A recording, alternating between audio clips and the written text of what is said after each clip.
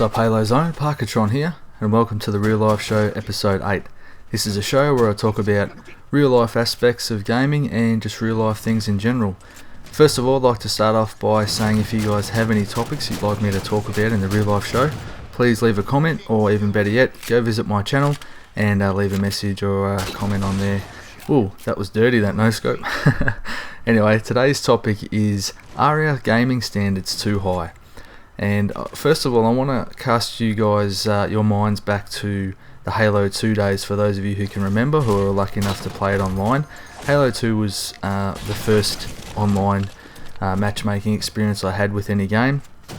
It was back around, I think, 2004, 2005, so I was about, what would that be, 23, 24 years old, something like that. So, yeah, I just want to cast you guys, like I said, back to that time when Halo 2 was the most played online game at the time, and the game, when it came out, it was I don't think there was anything done to it from a matchmaking perspective, and no one really complained about it. There wasn't too much wrong with the game to start with, but there was hardly any complaints. There was no sort of lobbying to get the Bungie to change anything about the game or patch things and this and that, and granted, patches weren't so common back then as they are now. This is back on the original Xbox too, mind you. So I just want to take you guys back to a time when we just accepted the game for what it was and played it and had a lot of fun, and those were really good times. And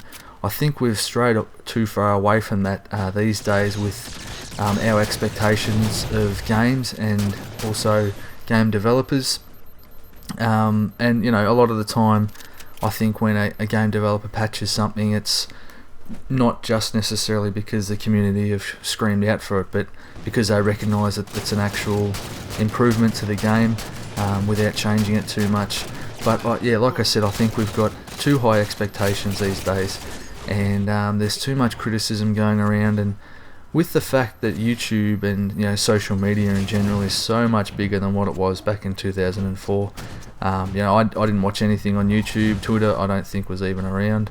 So these social media outlets have given gaming commentators an outlet to filter their frustrations and voice their opinions, and I think it's sort of getting to the point where that's also becoming a bit of an issue with games. Like, I'll give you a good example. Halo 4 obviously came out a few weeks ago. Within a week, people were already screaming for patches and things to be done to the game. Now, I guarantee you, when Halo 2 came out, that did not happen. And it makes you sort of put things in perspective, I suppose, of where our expectations lie these days. And granted, we have the right to expect these things, because patches and game developers are always trying to improve the game, and once they start doing that, obviously we're going to keep expecting it. But I just think that in sort of today's day, we should perhaps maybe accept games a bit more from what they are. The game developers know what they're doing more than any of us, so we should try and maybe use our social media voices. The bigger YouTube commentators who bag out games and stuff like that can actually do some damage. They might sway the opinion of someone as to whether they buy the game or not. So I think, especially when a game's only been out for a couple of weeks, it's way too early to start criticising. And I sort of touched on this in the last video on my channel. I did a first impressions, but I did mention that people were starting to complain about the game, and even going as far as saying that they don't want to play it anymore. They're going back to the old games that they used to play. And it's way too soon. I guarantee you those people are still playing Halo, or if they've gone back to other games, they'll come back to Halo pretty soon and start enjoying it for what it is, because you can't really know if you're going to fully enjoy it or not until you've put some time into it, until learn the maps, learn the game types, and that all takes time. So that's what I wanted to get out there to you guys. I want to know what you guys think. Do you think our standards are too high? Do you think some of the voices of the more well-known YouTubers are too strong and perhaps sway the opinions of people who might not necessarily have noticed anything wrong with the game? I know that's happened to me before. Someone has mentioned something about the game and I'd never noticed it, but now because it's been pointed out to me, I start to think, oh yeah, maybe that is a problem. So it's even just simple things like that that can sort of sway your opinion. So also, I forgot to mention at the start of the game, this is my first ever regicide game, which I'll, spoiler alert, tell you that I'll win.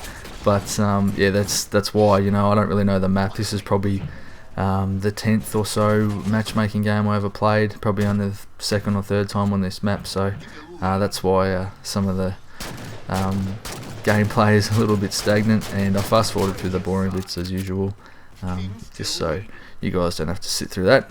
But you get to see what's going on anyway. So yeah, like I said, I really want to know what you guys think, and also what do you think about Halo 4 in general?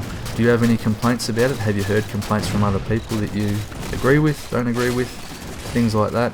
So yeah, just I'll finish it up there, guys. This game is only got about a minute or so to go, so thank you guys for watching. As always, please go and check out my channel. I'd love for you guys to go over there and do that. There's lots of Halo 4, Halo Reach, and some Battlefield and stuff like that over there.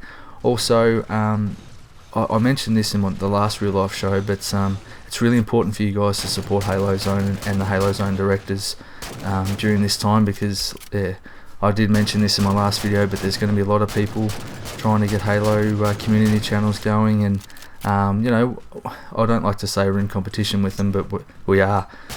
So if you are subscribed to this channel, make sure you're always hitting those likes and comments and favourites and all that stuff, because it really helps not only the directors out but the channel as well.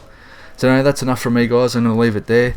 I want to thank you guys a lot for watching, and again, if you have any suggestions for real life topic shows in the future, just leave them in the comments and I'll do my best to include them. Thanks again for watching, guys, and I'll catch you guys later. Game over. Victory.